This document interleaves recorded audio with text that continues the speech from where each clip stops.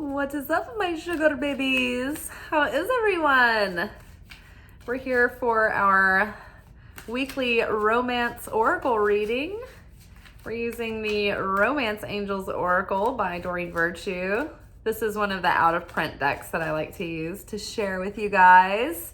This is an absolute classic and every tarot reader's favorite love deck, or one of the standards for sure.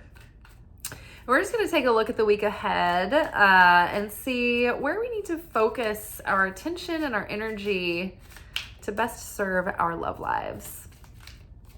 I don't like to do a lot of he said, she said kind of readings because I feel that they're kind of sensational and they are almost disempowering.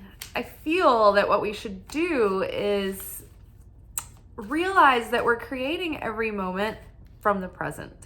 And so to take a look ahead is great because then you can, fill out the energy and work around it and do things that you can avoid mistakes and you can take advantage of opportunities.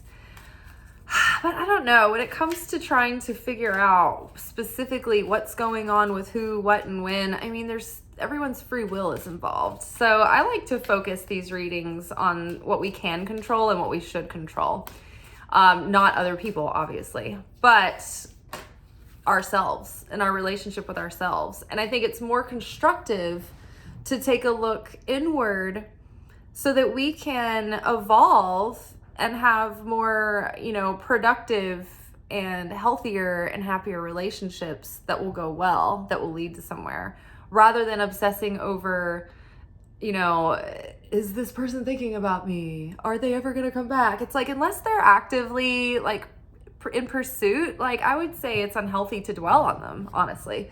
So I think that's why I like to focus our readings more on, what we can do to grow our own selves. And sometimes there are elements that hint to things that might be coming up in, our dynamics with others, or sometimes it hints that there might be a new person, coming in, or a new energy, or maybe it might warn us of red flags sometimes. But overall, we're not really here doing the usual soap opera, storylines. And as I say that, the cards are like, shut the fuck up. Soulmate. This comes up a lot, and I don't know if we always meet our soulmate right after this card comes up, but it certainly prompts me to talk about what I feel about soulmates.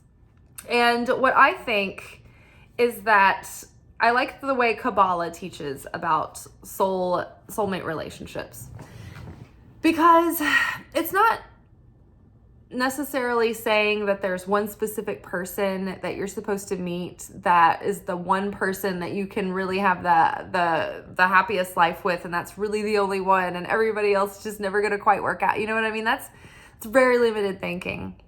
And I don't think that that's necessarily true because, again, everyone has free will. And so we go through life and our choices have consequences and they take us in all these different directions, right?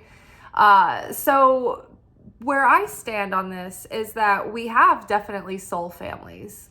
And there are soul contracts that we have where certain people are destined to have, cross paths with us, and we're destined to have relationships with, whether brief or, lasting. They might be very intense, but they're going to grow us in some way. And so, I think we can have soulmate friends, soulmate family members, soulmate lovers, soulmate business partners and associates. These are the people that have the most poignant effect on our soul, on our souls and our hearts and our consciousness in our lifetime.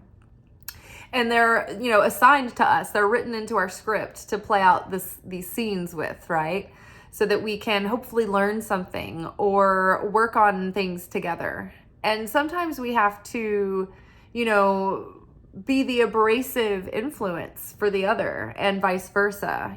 Sometimes we have tumultuous dynamics with our parents, and there's reasons for that, on both ends. And it doesn't excuse our behavior. We're going to have to answer for it eventually, and we're hopefully going to grow through it. But it's like there were certain things that each soul needed, experiences. And sometimes it takes certain conditions to learn certain lessons. Sometimes you can't learn the same lessons in a perfectly secure and, warm and loving environment that you learn when you're in a very tumultuous environment. And I'm not saying to go out seeking tumultuous environments for learning experiences, because there's no need to do that. The best scenario is that you don't need the lesson. You can bypass. You can skip jail and collect $200. But there's different roles that people serve in our lives. So as far as romantic soulmates go, Kabbalah teaches something that makes perfect sense to me, and which is there are different levels of relationship. And so the soulmate relationship is the highest level of relationship that we can aspire to. So there's the first mate relationships, which are like dating. They're very light, very surface level, very superficial. It's just sort of fun interacting, learning, dating, honestly, learning the basics of romantic relationships. Then there's first mates, and that gets a little bit more in depth. It gets a little more serious. They go on a little bit longer. And with practice mates, you're really learning the art of relationship. Whereas with first mates, it's really just skimming the surface of attraction and dating and interacting like that. Then there's tikkun mates. Tikkun mates happen, after you've had sort of like, and I mean, I guess some people don't have a bunch of relationships. They might only have one or two. So it's like maybe this is a different phase of the relationship. But in a tikkun relationship, this is when your deep stuff starts coming out. And these are maybe the more tumultuous relationships where you really get into some of your deep issues. And you're either, those are coming up being triggered or mirrored for you to see. And sometimes healing happens, and sometimes things just come up for our awareness to show us in a very kind of rude awakening kind of way. And those relationships are, they temporary. They end when they're complete, when the lesson is done. I like to think of relationships as coming to a completion or graduating from them. And then you are, released from hopefully that lesson and free to explore another lesson. Or hopefully maybe something with less lessons. Probably not. And so then, and tikkun mates are sort of like karmic partnerships, right? There may be even, I don't know, I was going to say more trauma and wounding to work through after some of them sometimes.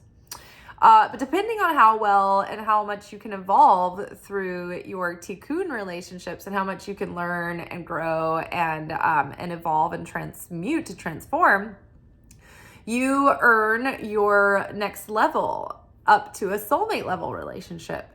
And a soulmate level relationship is when you meet a person, you've done the work on yourself, enough of it to get you to a certain level where you can sustain, you can have hope to sustain the soulmate level relationship. You're at a level of consciousness where you know yourself to a degree, and you're ready to grow with someone, and you're ready to support and be supported by another, but you're also independent and whole, and you accentuate and enhance each other. You know what your needs are. You know, for the most part, how to meet your own needs. And then you are comfortable allowing someone else to attend to your needs. Let's just put it that way. And you can attend to someone else's needs.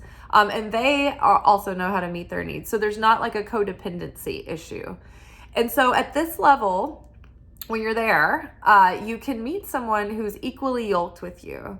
And I mean, you can be at, the minor stages of this. It's like the universe is like, okay, if these two are at enough of an equal level and they have enough real self-realization and healing to like stick it out and not ruin it right off the bat, then, maybe we can bring them together.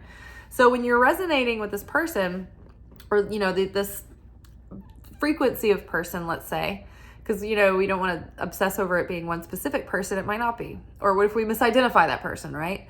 So we're, looking for this frequency of person who is an authentic match, right? You know who you are authentically, and you know what you need authentically, what you want from a romantic partner authentically. So when you get clear on this, you're putting out a clearer signal to the universe. And so a person who is in resonance with that, who is equally yoked with you, you can stand shoulder to shoulder as equals, supporting one another and encouraging one another and enhancing one another's life. You know how to get your needs met by source, right? And through, the fullness of your life and your many relationships with your friends and family and your interests and your hobbies, right? So this couple comes together and their souls evolve, even more quickly together. And their love is such a quality of wholeness that they become their best selves together. And it's like being in that relationship is secure and nurturing enough to open up and expand into your potential. And because of that, the positivity spills out into, the close-knit connections and groups and communities, and maybe even out into the world, right? Because this couple has a cup that runneth over. And so their love has a positive effect on the world around them. So that is a level of relationship that we aspire to attain to. So hopefully, we're going into this next cycle. So many of our other messages, especially the ones that we've had so far this week, have been hinting at being right at that next level. It's like we're crowning, we're being rebirthed into this moment. And we're kind of been in this test, lately. And maybe a bunch of tests have been hitting you all at once. And it's been stressful and it's been intense and it's been arduous and tiring. But we've been getting through it, right? And, just a little bit at a time, just like crawling on my hands and knees, trying to get through the storm and trying not to blow a gasket. And it's like, if we can get through this moment without losing faith, without losing hope, without settling for less or giving up on ourselves, like the relationship that we desire is just around the corner. And say you're already in a committed relationship and you're not looking for a new relationship. And this can mean that the two of you are starting to be able to get to a place where you can have a deeper intimacy and healthier communication, right? And you're going to a next level within the relationship that you're in currently. So yeah, for those of us who are single, this could, hint that we have done the preparation that is, necessary to start calling that person in. And so there's a practice that I like. It comes from a little spell book that I bought when I was like 12.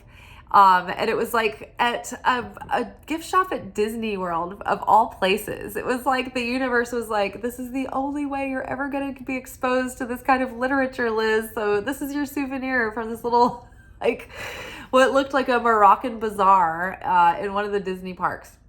But it was actually a very adult, very like new age, like healing store book. And I'm like, still to this day, I'm like, why was this at Disney? So serious.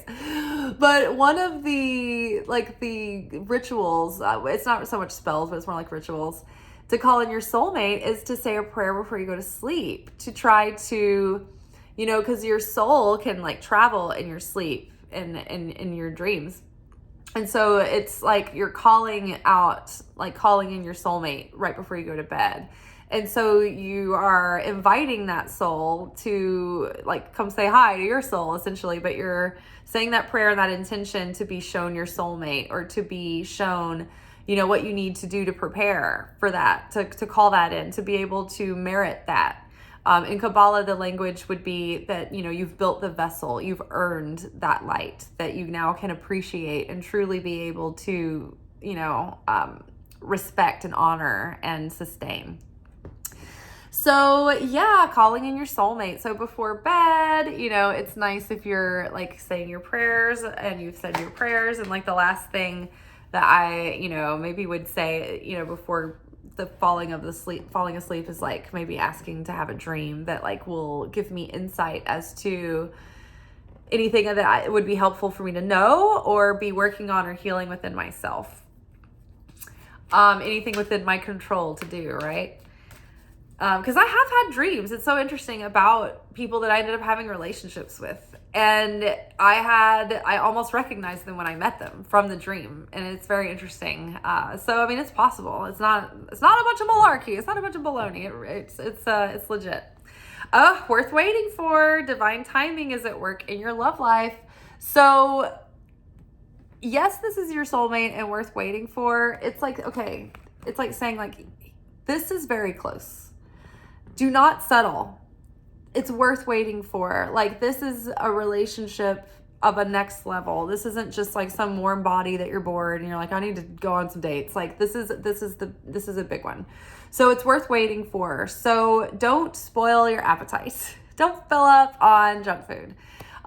Meaning don't be entertaining exes or friends with benefits or dating people that you know aren't ultimately like a yes. Like, you have to get to know people, obviously, because you can't go into, like, for highly intuitive people, sometimes we just know it's a no, right? Like, sometimes you're like, this person's cute and like we get along, but like ultimately, like, I know that we're not gonna like potentially build together. We're not gonna have a relationship. It's not sustainable. It's just like, you know, but if you are not intentionally dating, that could be someone that you decide to entertain for a little bit. You know what I mean? But when you're ready for this, the soulmate level relationship, you gotta clear the decks, because your aura is putting out a frequency and a signal, and that soulmate can pick up on whether or not you're available for them yet. And maybe their conscious mind isn't thinking that, like, oh, I would go looking for my soulmate, but they're not available for me yet. But their soul is communicating with yours energetically, sort of like trees do. You know, trees talk to each other through their root systems, and same with mushrooms through their mycelium, I think is the word. So interesting, so fascinating. So our souls are, you know, in communication with one another, and so, you know, they know what's going on. So yeah, I mean, I'm not going to tell you what to do with your business, but if you are looking for and you're ready for a real relationship, then if you know someone's a no, just don't waste the time or energy. Just let them be. Because you could waste like several weeks or a couple months, or more than that even, who knows, and then be missing out on an opportunity to get to cross paths on this potential soulmate while they are available, right? So it's worth waiting for. I feel like there was one other thing that I wanted to say about that. Waiting for the soulmate. Dating. Oh yeah, I mean, just more on that. Like, yeah, I mean, you don't know, like, you've got to give people a chance. Like, sometimes you don't know for sure until you get to know somebody a little bit. But once you know for sure that it's not a definitely hell yeah, then like, just, you know, you guys know, y'all know what I'm talking about, that nuance where you're like, I could make this work, but you're not really deeply into it. And like, you might just be like thirsty and bored and angsty, but it's not worth it. Just wait. Just hold out. Because what, like, in our reading last night and in our weekly manifestation reading on Tuesday, we were reminded and prompted that we were maybe in creation phase 3, which, to be magnetic, calls the magic dark. And that's when everything is like crickets. It feels like nothing's coming through. It feels like everything's drying up. It feels like you're never going to meet anyone again. You're never going to have another opportunity. Like, your business is drying. Like, you're like, where is all like the good stuff? Where's my blessing juice? And you're tempted to settle for like anything out of panic. But the universe is testing not only your certainty and trust and faith in the creator, and it is testing your self-worth. So do not settle for less than a hell yes right now. What is our next card? What else do we need to know for this week? you know what? That's just too many. We're just gonna, too many. Just gonna keep going. That's a lot. We want more clarity than that. All right, I'm gonna cut the deck here. I feel like it's that one, you deserve love. So just like we were saying, this is really like a moment where the universe wants to see that you're like, okay, I'm worth waiting for. The person that I'm waiting for is worth waiting for because I deserve love, right? And when I meet potential said person, we both are worth waiting for, so we can take it slow so that you can build a solid foundation and you can get to know someone slowly before you start chemically bonding with them and having false like that's just like more exaggerated than it would be, because you're getting to know like first impression them and then mixing it up with a bunch of like sexual chemistry. So taking your time really helps, because it takes, you know, a few weeks to get to know the different aspects of a person. You know, sometimes we're on our best behavior, we're super polished right up front, and we hide a lot of the other parts of ourselves, or we're very curated about what we're presenting at first. And that's good because we want to reveal things slowly. We don't want to like tell our whole life history and drama and past relationship stuff like all on the first date, right? Should need gradual, because we need to process. We need to, you know, consider what we're learning about a person too. And if that is, you know, in alignment with our values and our goals for a relationship. So knowing we deserve love, that is the thing that is the prominent frequency that is calling in the people that you are entertaining. Let's just put it this way. When we get down on ourselves and we're like, why do I always attract unavailable people? Or why do I always attract like narcissists or alcoholics, people with these problems? It's not that we are attracting them. When you see a bright light, all the bugs are around the light. You got like praying mantis, you've got Luna moth, you've got little moths, you've got big moths, you've got June bugs, you know, you've got those stink bugs. Everything is attached to the light. The light is the light. It's attractive. Attractive is attractive. The light bulb is not discerning, and the bugs are not discerning like the reason why they're attracted to the light. It's just attractive. So attractive is attractive. So don't take personally if like unsavory types are attracted to you. What you need to be looking at more is why you didn't notice at first that they were an unsavory type and then you got involved. So that's what I mean by not entertaining the people that are not really in alignment with your values. So when you know that you deserve love and you have a deep sense of self-worth, the people that are putting off red flags, like you can see the red flags more clearly because you're not like wanting or needing it to work out. You're fine either way. And you know that what you deserve, you can have, and that is possible. So if you have lower self-worth, or you're not familiar with literally what it looks like to love yourself, or what that means, or how to, then you don't really know what you feel you are allowed to ask of someone, or what to expect, or maybe what a healthy, positive, like good relationship should look like, you know, or like you know that like everyone's different, and so you can't put the same expectations. You can't project expectations on people and expect them to be someone they're not, right?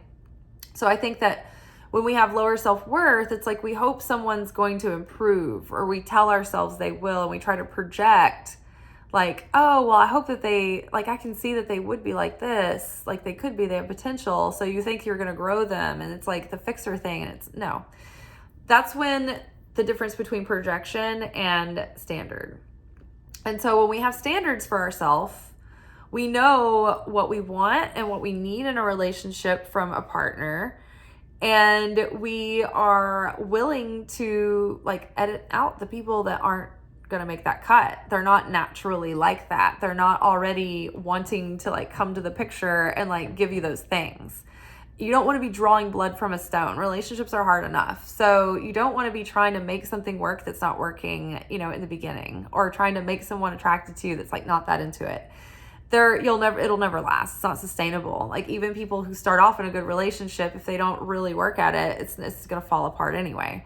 So you want someone who's like all in, crazy about you, won't take no for an answer, and you have compatible like relationship dynamic and style and needs and things like that. Compatibility is huge. It's not enough to like someone a lot. You need the compatibility. So the more self-worth you have, the more time you have to get to know who you are and what your particular needs are. And so that what your deal breakers and non-negotiables are for your relationship. And if someone isn't fitting the bill, then you can let them know, like, this is what you want and this is what you need for yourself. And if they would like to be more like that, then that'd be great. But if they're not, then you just have to be willing to be able to walk away from someone who's not going to be that way. Projecting expectations onto someone is expecting them to be someone that they're not, and staying anyway, and then continuing to project that on them when they can't meet that need for you, or they refuse to. So, it does require our ability to be able to walk away. That is as important of a skill as being able to hack it out and stick it out through the thick and thin with someone. And the discernment to know the difference, it takes time, it takes wisdom, it takes knowing yourself, and also being realistic and honest and accepting someone for who they really are instead of who you want them to be. Okay, one last oracle card, and then we'll get a little bit more clarification with some tarot cards. Ooh, trust. The situation is calling for you to trust. Did we not just spill out the magic dark, right? Soulmates coming, y'all. Don't fill up on junk food. They're on the way. We're in the magic dark. It looks like there's crickets. It feels like nothing will ever show up, right? It feels like nothing will ever change. Nothing's ever going to be different. Things are going to change. We are being tested. The universe is testing our self-worth and our trust. The vessel that we build, we are the vessel, and we want to receive the light. The universe is made of light and vessel, right? So if we want to receive the light within the romantic realm, then the vessel is the relationship, right? We are a vessel. Everything in life is a vessel. Everything that we want to receive fulfillment from. A career path can be the vessel. Your business that you start can be a vessel. A relationship can be a vessel. Our own soul is the vessel. We develop that. And so we build the vessel. And so our soul, our self as a vessel, the size of our vessel is determined by our self-worth. How much can we receive? What do we think we're worthy of? What do we believe that we're worthy of? What do we believe that we deserve, right? Ooh, something fell over there. What was that? And so then the strength of the vessel, what we're capable of holding, is based on our trust, on our faith, right? Because we can receive a whole lot, but if suddenly we have a lapse in faith or trust, that vessel can crack, and we can blow a gasket and blow a fuse and start reactionary behavior and self-sabotaging. And then that vessel breaks, right? And that vessel can break under the pressure of not knowing, right? Being in the midst of uncertainty and not knowing how much longer am I going to be in this difficult phase with my partner who I love, who I want to go the distance with, but I'm like, this is difficult, right? Or, how much longer am I going to be single before I meet someone, kind of thing? How much longer am I going to be searching for my, dream career position and, still be stuck in these bridge jobs that aren't quite it, But trust. Hold the vessel.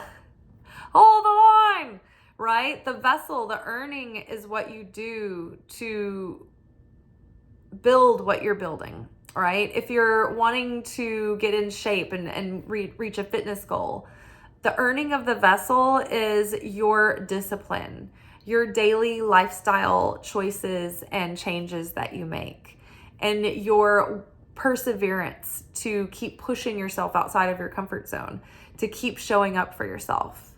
In a relationship, building the vessel is doing the self-work, keeping that relationship with source, and working on the relationship with your partner. And there's different aspects of the relationship with partner. There's the communication. There's learning the love languages. There's understanding what your attachment style is, and as opposed to theirs, and how you can learn one another and try to heal together and try to learn to grow together, right? Building the vessel is keeping up the romance and the friendship and the intimacy and the sex, it's the attraction. Those are all different skills, and they're all different ways that you have to put effort into a relationship. Physical appearance. My God, how many, people have been in a relationship where they and the other person have gotten comfortable and let themselves go, right? You get comfortable, you get happy, and then you get lazy, and then all of a sudden you get comfortable in the fact that like, oh, you're all locked in now and you're not going anywhere, because who wants to be single and dating again? And then everybody gets out of shape, and then they let themselves go, and they're not like, putting an effort into their wardrobe and their style anymore. And then you lose attraction, right? And we've all been guilty of this, right? Who among us has not gained weight in a relationship? But when we realize that it's just not worth it, and that is actually gonna damage the relationship in the end anyway, it's like, no, what makes the relationship stay juicy is continuing to work on yourself, continuing to invest in yourself, keeping enough distance and space between the two of you where you can be, have autonomy, but still have intimacy.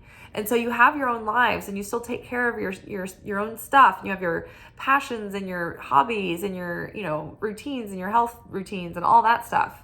So that way you can come together and have fun things to share and talk about, and things that light you up, and, things that give you mystery and excitement to one another. Okay. I don't know how I got off on that tangent, but it needed to happen. All right, let's get a little bit of clarity on, yes, this is our soulmate. What do we need to know about the soulmate coming in? Ooh, Hierophant and Manifest. Oh my gosh. So the Hierophant, this is the Unity card. This is also the card of long established, like traditions and institutions, right? So this can talk about, like, in regards to a relationship, this would be a serious relationship. This would be like marriage. This would be long-term, permanent, building a life together kind of thing. This is also about like mentorship and learning. So this is like, okay, not only are we manifesting a relationship that has staying power and the potential for long-term and a high value relationship. Maybe there's parts of it that have traditional qualities, right? But you're ready to manifest this. You have everything it takes to call this in, but you just have to get everything into balance. All the elements kind of into balance, and you have to believe. You have to feel like you deserve it, and you're ready, and you kind of have to be in a state of surrender and let go. And you're like, okay, let the chips fall where they may. I am open. I am ready for the universe to come in and do this for me. Now, in addition, you might find a really great mentor or teacher in various areas of the relationships world that help you enhance your relationship skills and maybe discover a couple of your blind spots right before you meet this new person coming in.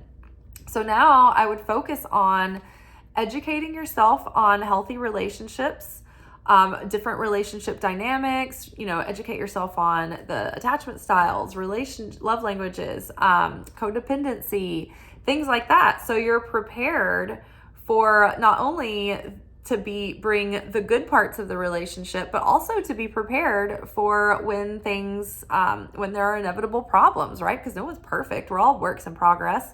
We're all on a spectrum of codependency to some degree. So educate yourself the best you can and prepare yourself to have a wonderful relationship and to be able to handle conflict when it comes up in a healthy way. Wonderful. So preparing for that soulmate and worth waiting for. Let's get a little bit more insight on worth waiting for. Ooh, heart chakra. So working with opening the heart chakra is going to be important during this waiting period that might close the gap and shorten the waiting period. You can literally work with the color green to work on your heart chakra. The book by Dougal Fraser, Your Life in Color, is one of the craziest, like, new age sort of using magical systems to, like, for personal development. I've never, like, color is crazy how useful and healing and immediate the effects are, and how you can focus on a color and then all of a sudden, like, the things that are associated with that color start happening. It's so weird. But heart chakra is associated with emerald green. Carry emeralds. That will be enhancing to the heart chakra. But I would say that it's important that we heal our heart, because if we're carrying around, and this has been a topic that's been coming up within the readings over the last week and a half or so, but if we're carrying around anger and hostility, the soulmate can sense that, and it repels them. They stay away because they don't want to enter the relationship having that hostility damage it from the get-go. So healing the resentment and anger and hostility is vital. Healing disappointment and pain and sorrow and hurt are vital, because what you don't want to be in right now is a state of lack or neediness. You want to be in a state of fulfillment, because you can't resonate with fulfillment if you're not in fulfillment.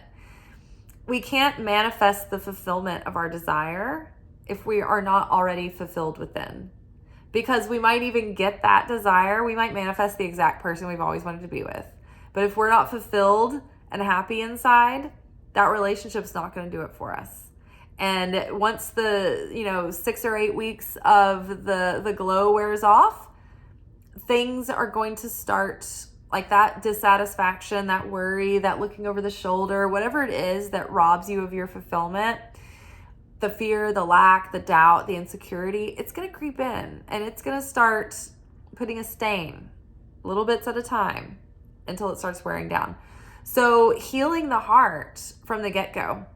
When your heart is healed, you don't desire those shadowy characters anymore that we were talking about earlier.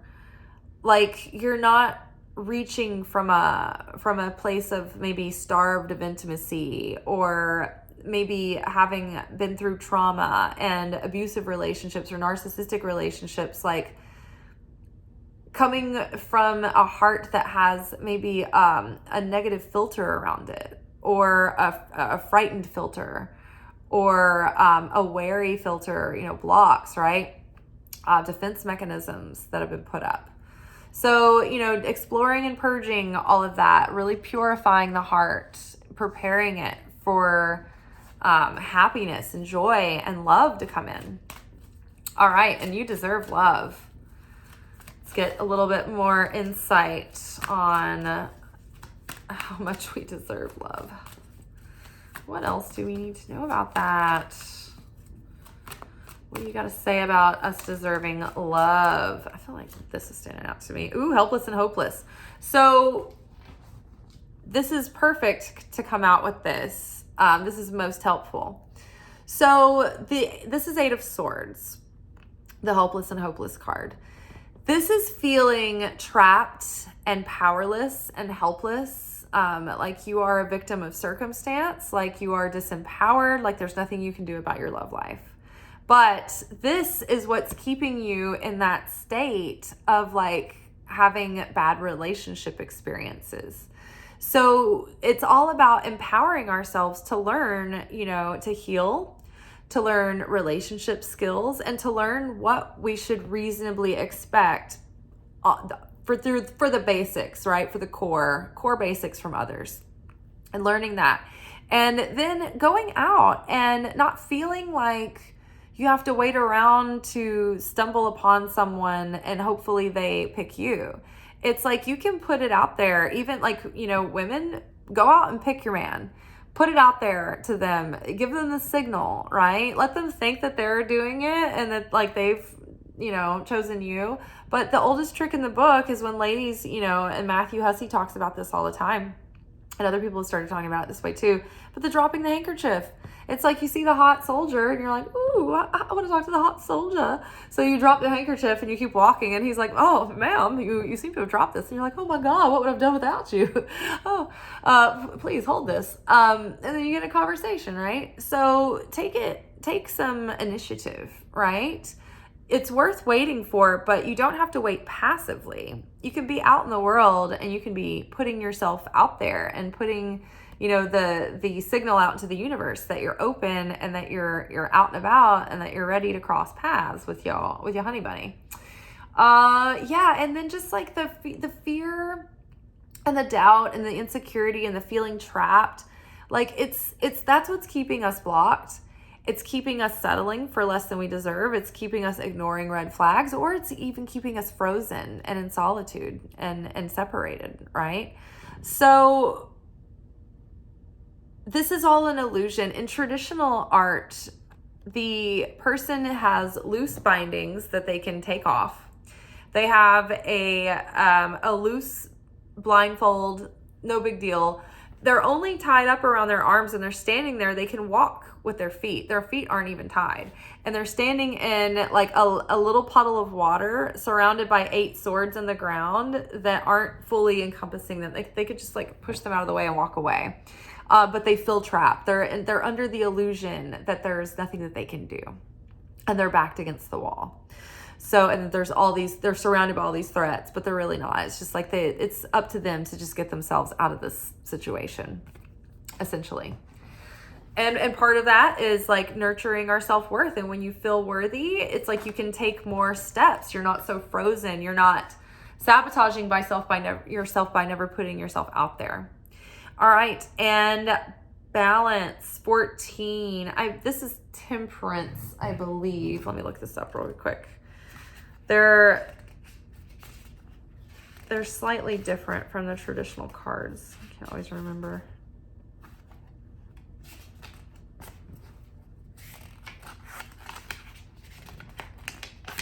Yes, temperance. So from a romantic perspective, trust that the things that you've been learning and working on and growing within yourself and healing, it's like you're really starting to integrate that into your actions. You're bringing your spiritual growth into the material. And so you're learning also the art of keeping your own frame once you do get into a soulmate relationship and not losing yourself within that relationship. And that's what we were talking about earlier. Part of it is like keeping your routines, keeping your passions, keep doing your workout, stuff that you do, and all those things that made you before the relationship. You've got to keep that up. You want to be able to like merge with someone, but like still hold your own individuality and integrate like you want to be able to integrate your life with theirs without being totally closed off, but also still maintaining your identity and your individuality without abandoning yourself, without going into a codependency. I'm actually going to read this card from the book. Renew. Here, let's put this up here. And this with the trust card, I'm just having this prompt that like, and I know how this feels. If you've had a history of codependency, or toxic relationships, or even abusive relationships, or traumatizing relationships, you can go into a healing cocoon for a while, and you need that solitude and isolation for a period But then it gets to a point where you can almost get too comfortable by yourself and too set in your ways. And then there's no space for someone in your life. It's too hard to let them in because you're too structured. So, you know, people talk about like clearing out space in a drawer on the other side of the nightstand, the nightstand on the other side of the bed, you know, for that person coming in the future, to make energetic space for them. And that's true. It's like you might be afraid to let someone in to that degree because you're afraid of losing yourself again. And so part of building that self-love and self-worth is knowing how to set those boundaries so that you can maintain your sense of self while you are slowly bringing someone into your life. Okay, so renew, acknowledge, compromise, equality, harmony, and healing. Balance is important in all aspects of life, but it is especially important in relationships, both with others and with yourself. This card suggests that you examine your relationships to see if they are truly in balance. A healthy relationship should include time to be together as well as time to be apart. Take some time in peaceful solitude to renew your acquaintance with yourself. Acknowledge what you bring to the relationship and what your partner brings to the relationship. Ensure that you both play an equal role and that no one person dominates. Compromise is required in order for a relationship to be harmonious. Be willing to give and receive. By finding the middle ground, you'll help to ensure that your needs and the needs of your partner are met. Compromise also includes accepting that people are individuals with different personalities and ways of looking at the world. Embrace your differences. Rejoice in your similarities. If you find yourself at odds, be willing to work through issues honestly and with love, confident that your differences can be resolved. This is an excellent time to help heal discordant relationships by bringing them into better balance. If you're seeking a romantic partner, balancing aspects of your own life will open the way to new love. So balancing the different aspects of your life. Also, make sure that your relationship with family and friends are in balance. This will set the tone for the new romance that's on its way. I embrace our differences and bring balance and healing to my relationships. Temperance. I felt like the friends card came up. I think it was like one of the cards this week was like nurturing your friends. Make a play date with friends was part of our manifestation oracle reading. And that is true for romance and love. Your love life will thrive. Your romantic life and the rest of your love life are kind of connected. So in order to start calling in a healthy love life, really nurture your close friendships and your family relationships. And when those are really healthy, then it's like your whole love vibrational, essence is going to be enhanced and magnified. And that spills over into healthier romantic relationships too. All right, y'all, this has been a long one again. I will try to become more concise, but there's just been a lot to say and a lot coming through. Hope y'all are good, and I'll see you tomorrow. Ciao.